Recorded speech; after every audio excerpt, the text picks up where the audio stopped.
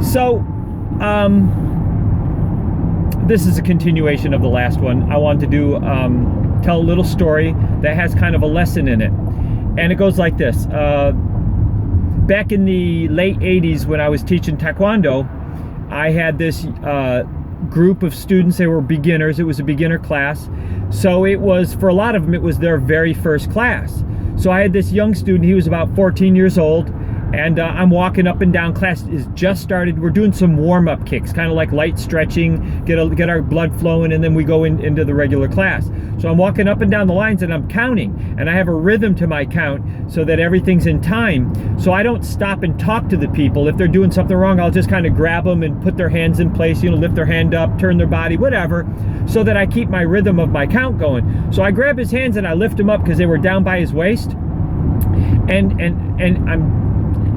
he looks at me and he does this. He goes, and he rolls his eyes, and I catch it out of the corner of my eyes. I'm walking away, and I stopped and I turned around. I looked at him. I said, "Did you just roll your eyes at me?"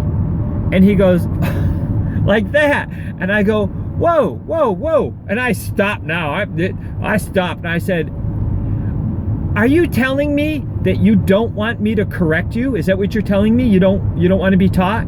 And he does it again. He goes, like he couldn't be bothered with me. And I said, "Okay, no problem." From that day on, I never corrected him again. I ignored him. I completely ignored him. I didn't give him not 1 second of my attention ever. I didn't care if he's doing it right. I don't care if he's doing it wrong. As far as I'm concerned, he don't exist. Why? Because that's what he wanted from me. He didn't want me to correct him. He didn't want to learn. So I left him alone. Now, this kid was really very athletic, and I could tell he was visual. He was good enough to see me do something and mimic what I was doing well enough to get by. All right, so he's going from belt to belt. He can take his test and go from white belt to orange stripe, from orange stripe to orange belt, and so on. He's going up through the ranks, and because he's good enough of an athlete, he can do it. He's doing okay. But Taekwondo is so technical. There are so many details to it that he might be able to do this well enough to get through the color belt ranks. But don't you know, when it comes time to test for your black belt, the criteria changes. If he's making 4 or 5 mistakes on every belt level, and he's got to do everything in order to test for his black belt, and there's 14 levels, well, he's making 100 mistakes. Well, you're not going to test for a black belt making 100 mistakes. You can't do it. You're not even close. So I do what's called a pre-test. They don't just test for their black belt.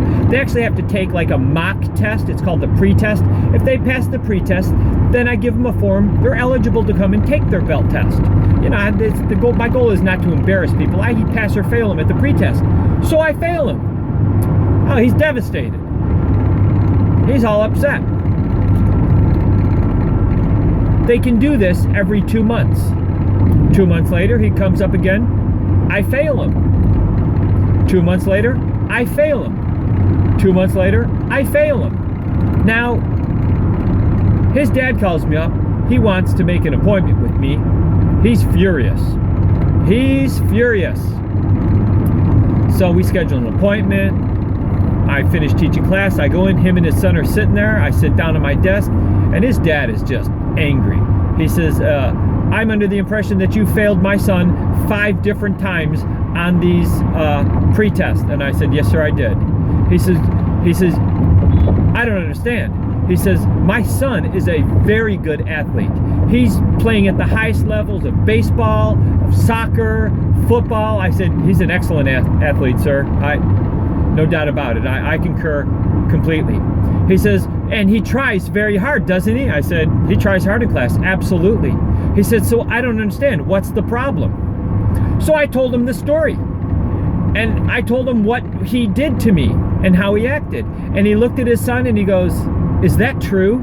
And his son goes, "Oh," and he rolled his eyes at his dad. I said, "See?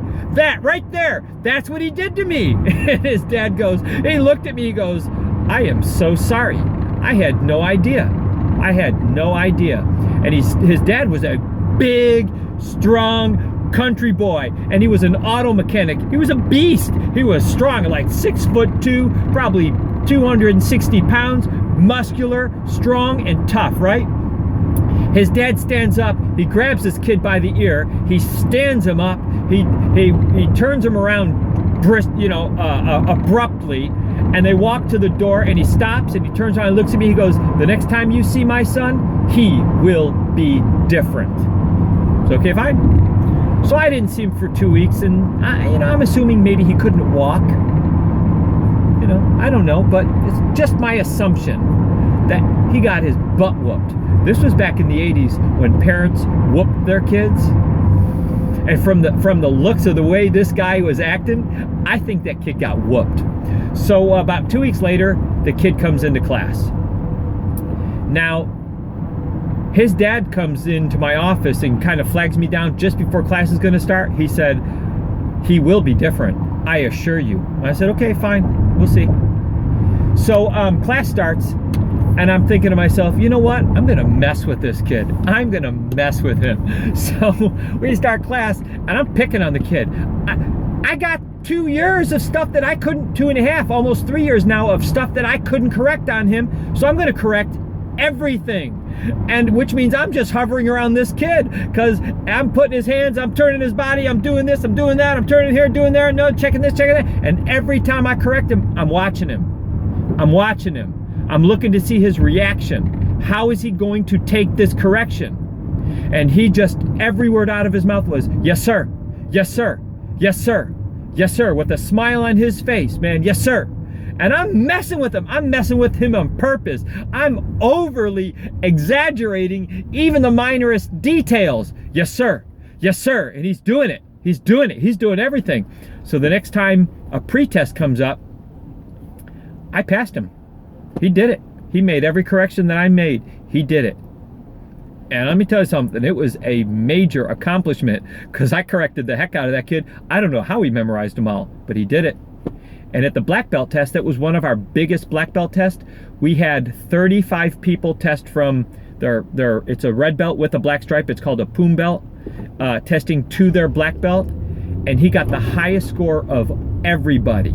That kid was awesome. And what was the one thing he had to do? He had to humble himself. He had to become teachable. And how does this relate to the word? The opposite of humility is pride. Pride comes before the fall. That kid had to humble himself. He had to be teachable. And in the body of Christ, we have to be teachable. And what was it that got Satan kicked out of the garden? Pride. He was consumed with pride. He wanted everybody to worship him. He wanted it all to be about him. He was filled with pride. So I just want to encourage y'all, humble yourself. Have a humble, teachable spirit. All right? When people see you, they should see that humility in you. You know, I'm an 8th degree black belt in Taekwondo. I'm also a 3rd degree black belt in Jiu-Jitsu. I can fight,